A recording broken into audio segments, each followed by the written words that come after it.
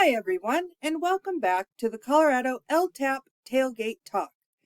Today we are going to be talking about working near power lines. Here's why we're talking about it. Power lines are dangerous. Springtime is coming, and that means more chances of coming into contact with power lines. Most accidents are entirely preventable.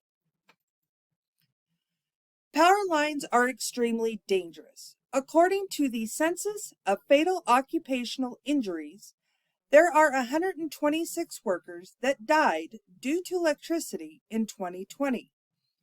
According to CFOI, this is a 24% decrease from 2019.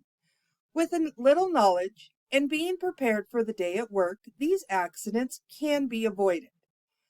Contact with and/or exposure to electrical current accounted for 2.6% of all fatalities in 2020.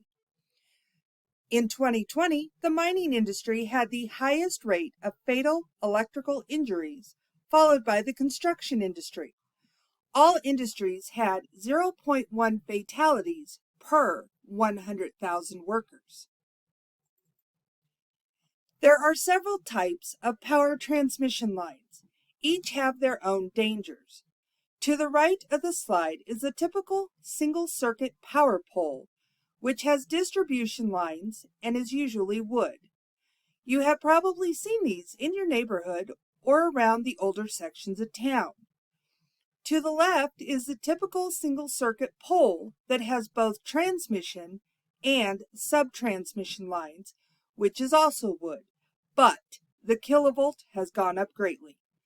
These you tend to see out in the country or where the power company needs to move electricity from one spot to another.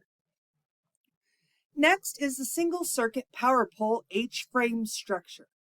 Personally, I've seen these headed out into the country where they're moving greater amounts of electricity. The next two power poles are usually near power stations, with the single-circuit power pole being either wood or steel. The last power pole carries the greatest amount of kilovolts of them all. While we're talking about power poles, let's talk about some of the components to ensure we know what we're dealing with. The wires on top can carry 7,200 volts from the substation. They have insulators, which are there to ensure that the wire does not come into contact with the pole. The transformer converts the higher electricity to a lower voltage for the local user.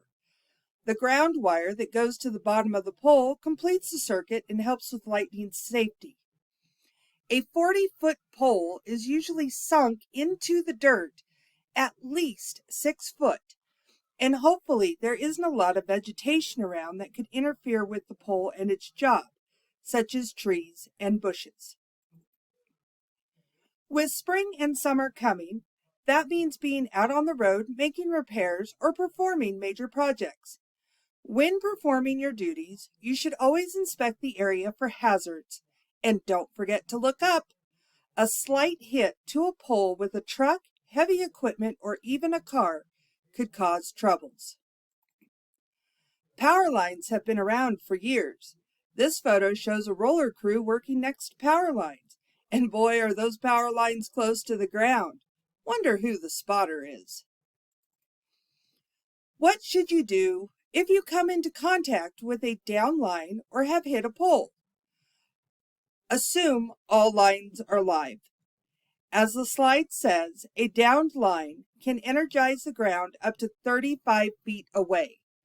Add a little rain or moisture, and that distance goes up. Always remember to never drive over a line or move a line. Wait until the power company gets to your location so they can reroute the power before moving anything. Or better yet, just let the professionals handle it. Remember that the usual current flow of 2,700 volts can injure you severely, if not fatally. Any voltage above 11,000 volts is fatal. So what do we do to stay safe? Even though your friends want a cool selfie, please resist. If you need to work in the area of an overhead power line, appoint a worker as a spotter. That one person's whole job is to ensure that the equipment and personnel maintain a safe distance from power lines. If a line has been brought down by machinery, do not touch the line. Get everyone back to safety until the scene is deemed safe by authorized personnel. If the machinery is still in contact with the wire, do not allow anyone near it or to touch the machinery or line. If there is someone inside the machinery, do not allow them to jump out. While in the vehicle, they are grounded as long as they don't touch metal. By jumping out, they could cause an arc that could fatally injure them. If ladders are needed around overhead power lines, make sure they are wooden or fiberglass to prevent conducting electricity. Some DOT agencies will place a green cone before and after the power line, so everyone on the job site knows where the hazard of the overhead line is.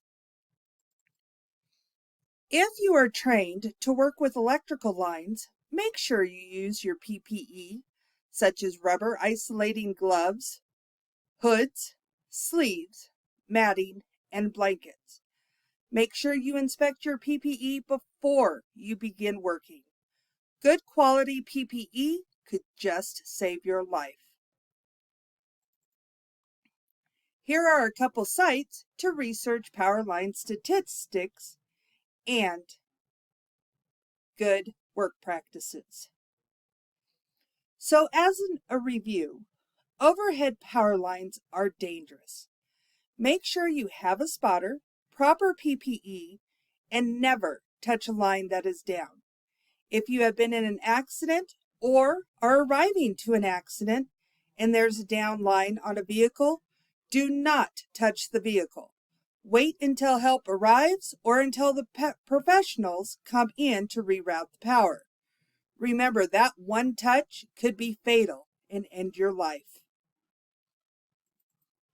Thanks for attending this Colorado LTAP tailgate talk about overhead power lines. Hopefully it was helpful, and remember to always look up.